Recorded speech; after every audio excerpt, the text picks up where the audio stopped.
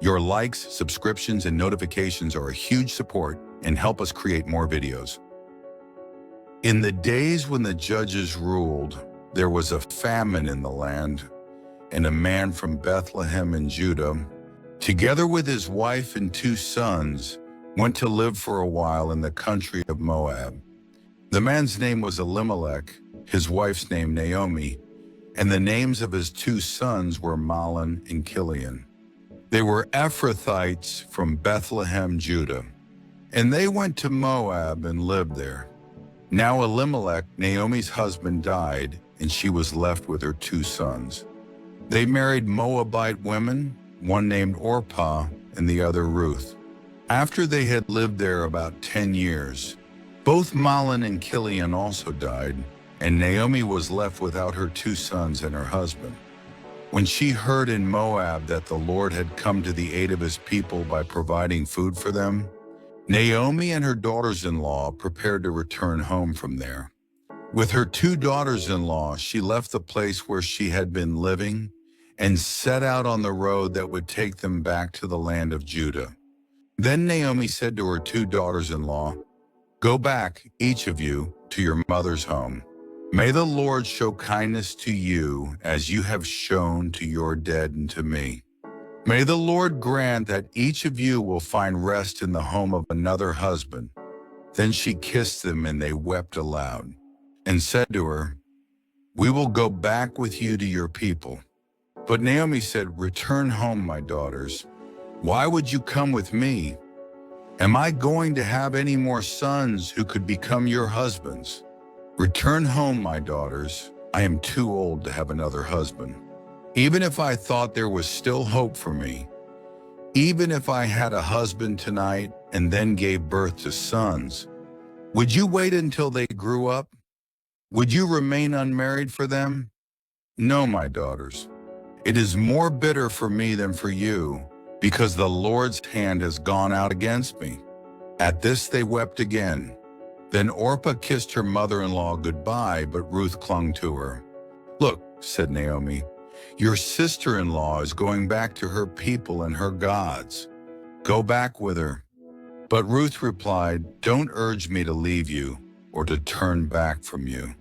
Where you go, I will go, and where you stay, I will stay.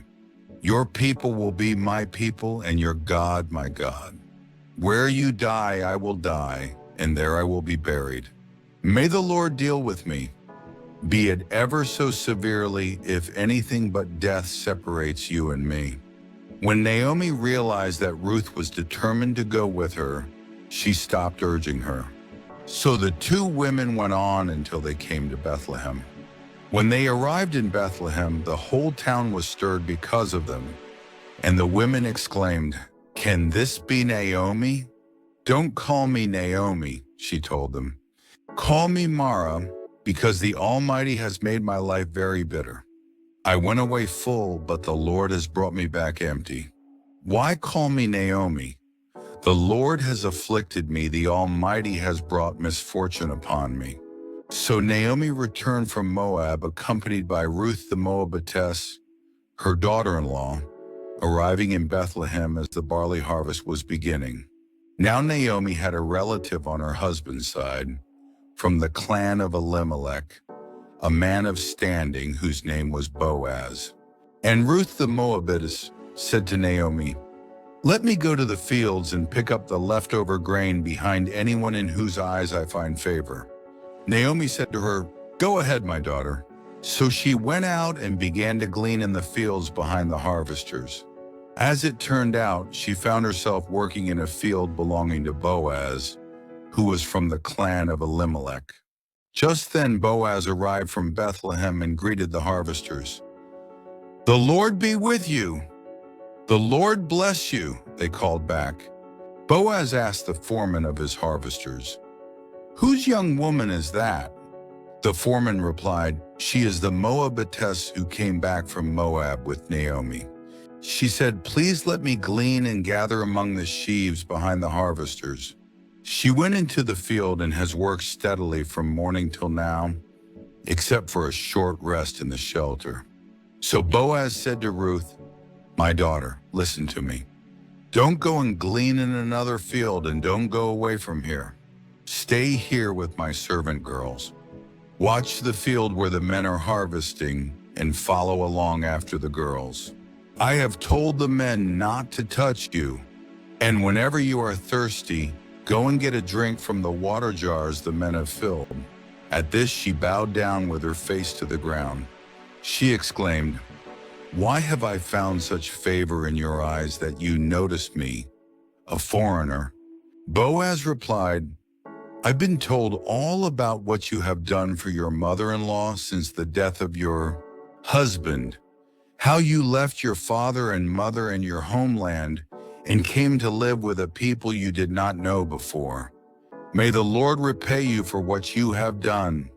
May you be richly rewarded by the Lord, the God of Israel, under whose wings you have come to take refuge.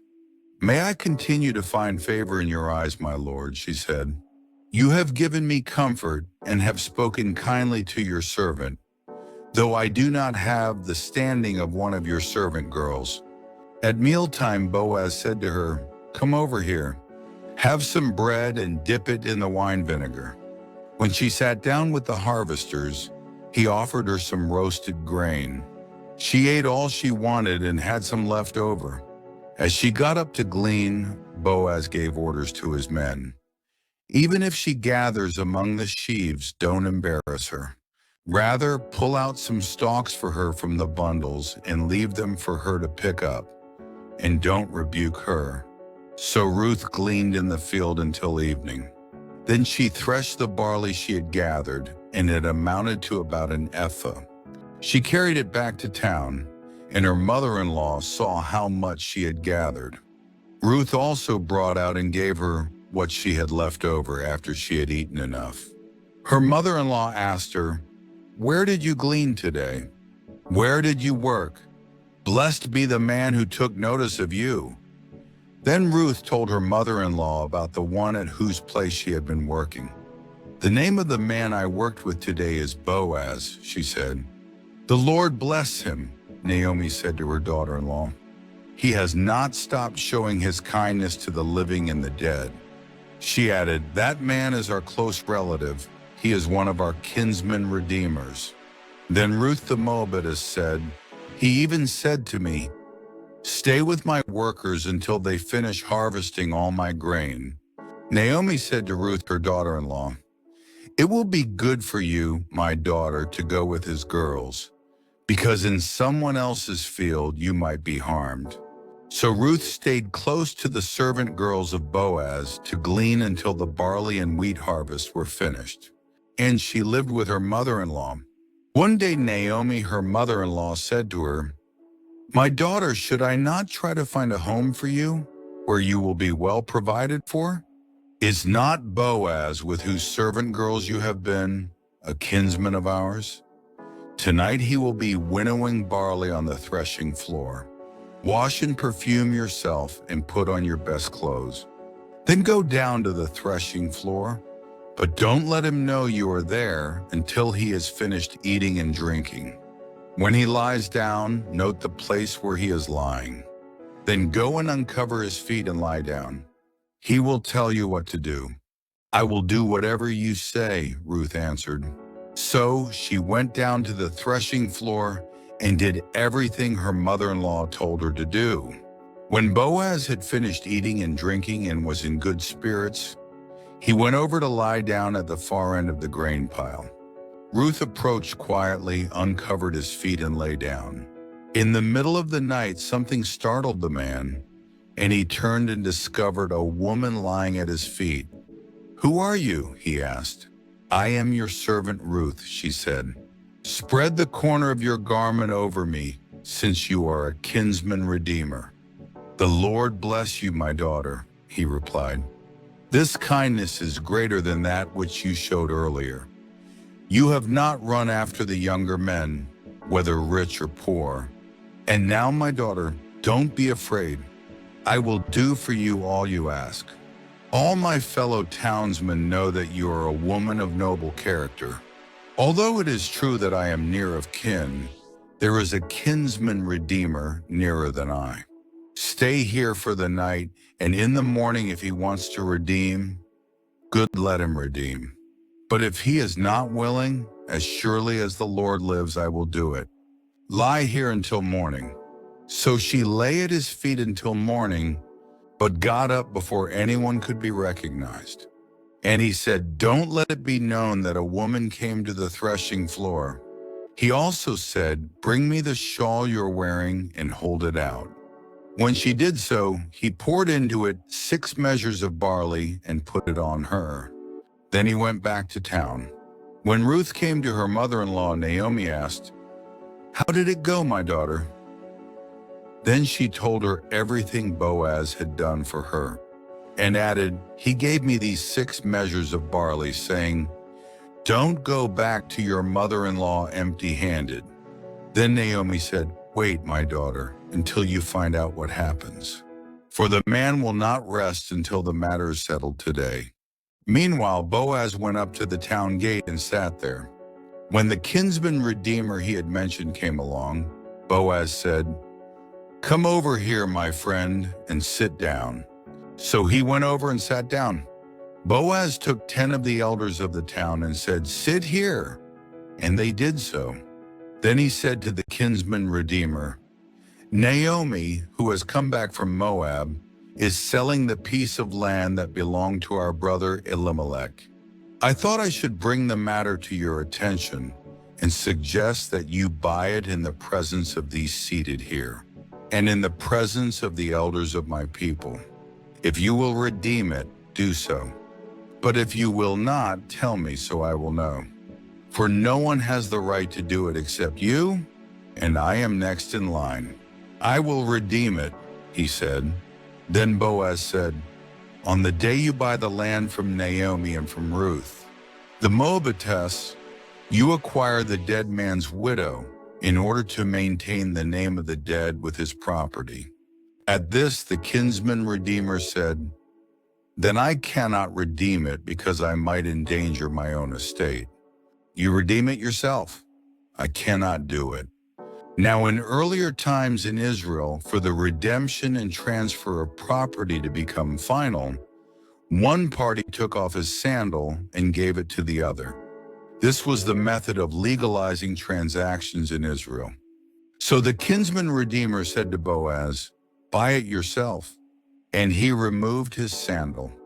Then Boaz announced to the elders and all the people, "Today you are witnesses that I have bought from Naomi all the property of Elimelech, Kilion, and Mahlon. I have also acquired Ruth the Moabitess, Mahlon's widow, as my wife, in order to maintain the name of the dead with his property, so that his name will not disappear from among his family or from the town records. Today you are witnesses." Then the elders and all those at the gate said, "We are witnesses. May the Lord make the woman who is coming into your home like Rachel and Leah, who together built up the house of Israel. May you have standing in Ephrathah and be famous in Bethlehem. Through the offspring the Lord gives you by this young woman, may your family be like that of Perez, whom Tamar bore to Judah." So Boaz took Ruth, and she became his wife. Then he went to her, and the Lord enabled her to conceive, and she gave birth to a son. The women said to Naomi, "Praise be to the Lord, who this day has not left you without a kinsman-redeemer. May he become famous throughout Israel. He will renew your life and sustain you in your old age. For your daughter-in-law, who loves you and who is better to you than 7 sons, has given him birth." Then Naomi took the child, laid him in her lap, and cared for him. The women living there said, "Naomi has a son," and they named him Obed. He was the father of Jesse, the father of David. This then is the family line of Perez. Perez was the father of Hezron, Hezron the father of Ram, Ram the father of Amminadab, Amminadab the father of Nahshon, Nahshon the father of Salmon, Salmon the father of Boaz, Boaz the father of Obed, Obed the father of Jesse, and Jesse the father of David.